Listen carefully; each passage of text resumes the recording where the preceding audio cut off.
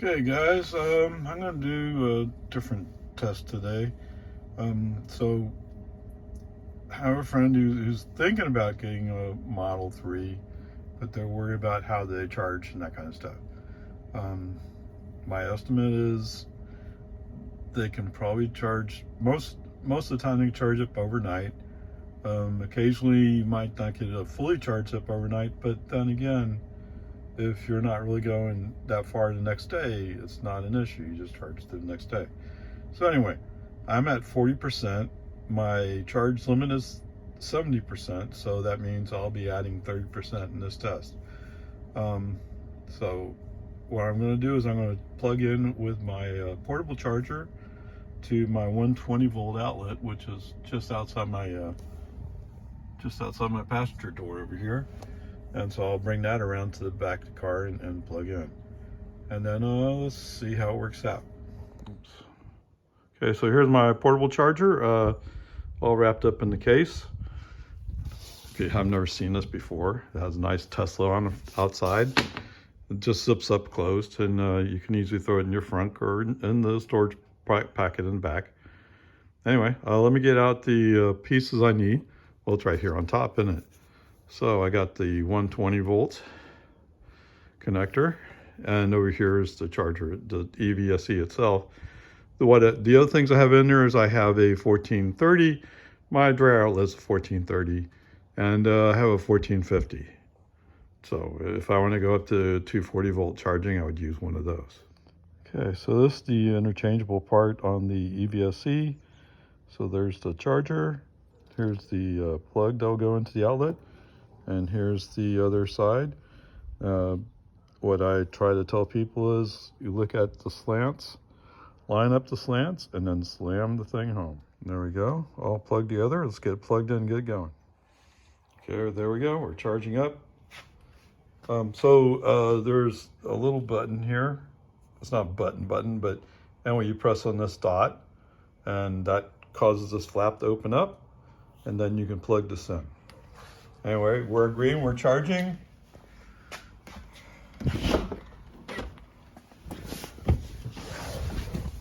We get a screen that's confirming it.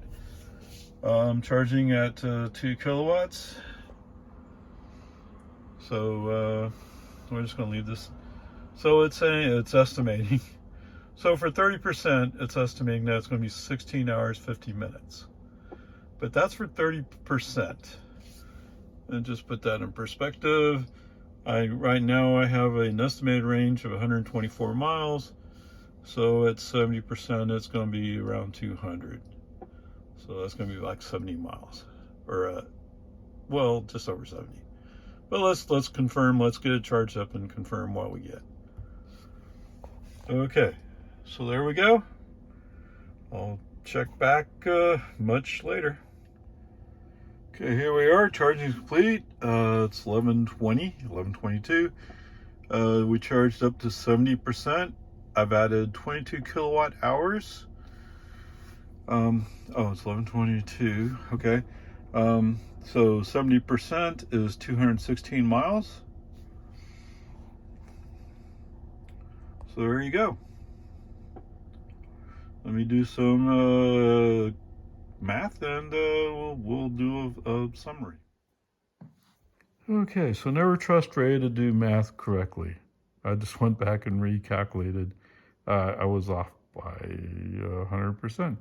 Anyway, so I plugged in at 5:30 p.m. Sunday, yesterday.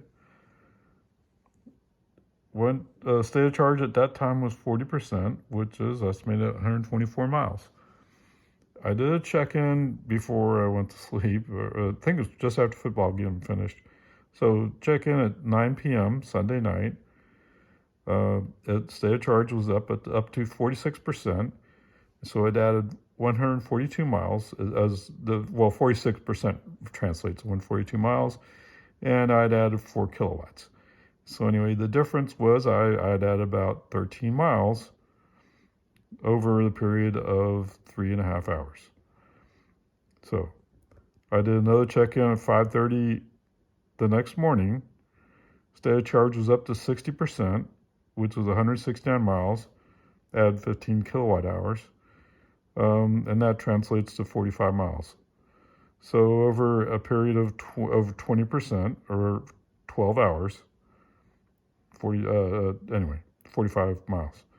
And charging finished up at 11:20 a.m. So state of charge at that time was 70%, which translates to 16 miles, and add 22 kilowatts.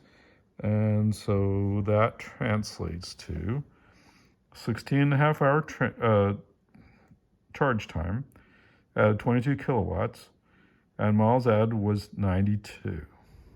Okay, just to reshare my cheat sheet, 120 volt, 12 amp, adds 6 miles for each hour, and runs 1 to 2 kilowatts, maybe about 1.5 kilowatts. Kilowatt hours, kilowatts.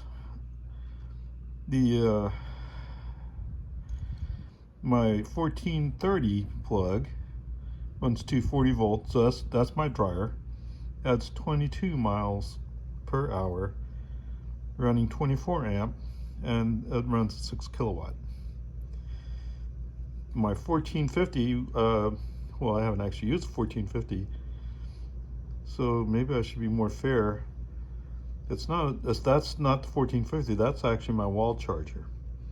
My wall charger runs at 240 volt at 48 amps. It adds 44 miles per hour and runs at 11 kilowatt, or just over 11 actually. So anyway, this kind of helps make the decision which way you should go. Well, I've used 120, and 120, it adds energy. The 240 volt in the dryer, the 1430 plug, is actually a much better choice for charging up more completely. It all depends on how much you drive. Okay, so one of the questions you might have is, well, my cable doesn't quite reach. So in my garage, I measured out, it's just over 18 feet long, the charging cable, the portable charging cable, or EVSE. So I know from previous experience it doesn't like it when you plug it into an extension cord and then plug in the EVSE to that. So the advice I've gotten before is change the current charge current at this location I've set now down to 12 amps, and I am charging now. Oh my god. Oh, okay, so I was at 70% or 68, whatever, and I moved the charge level up to 80%, or actually it says 81. So here's this, and whoa, okay, so I'm charging at 1 kilowatt, which is normal for the 120 volt outlet, charging at 12 amps, 117 volts, and it's estimating that's 7 hours and 40 minutes to make that charge. So 68, I'm at 211 miles.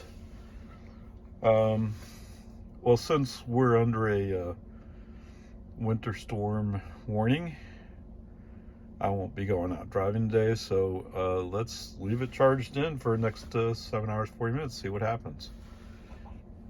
Okay, there you go. Okay, so I didn't record it, but I can show you the end result. It's 81%. So I added 9 kilowatt hours. Oops, come on.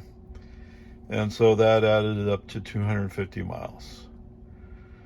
So that was a, well, it's more like a 12%. But anyway, there you go. Okay, guys, let's wrap up the second part of this video. And that was, we went from 70 to 80%, but it's actually 68 to 81. So the fact that it's not an even zero number just shows that it's hard to get exactly on the spot, because it's dynamic, as opposed to other cars where you have like 5% increments. This doesn't have that. Anyway, that's just a side note. So at 68%, it showed an estimated range of 211 miles. When it finished charging at 81%, it ended up with 250 miles. So that's plus 9 kilowatt hours, and that added 34 miles. So, and it took just less than 8 hours. So what that tells you is, yes, you can plug into a 120 volt, 120 volt, yes. And I was using a heavy duty extension cord, semi heavy duty. It's not real heavy duty, but I use it for like a powered electric chainsaw, electric lawnmower, that kind of thing. Anyway, can you use 120 volt to recover a day's drive? Yeah, I think that's a trip in the Cedar Park and back for me, which is sort of a day's drive to some extent. That's a little bit further than some of the other trips I take, but it's more than enough to, I mean, over a period of 2 days, no problem.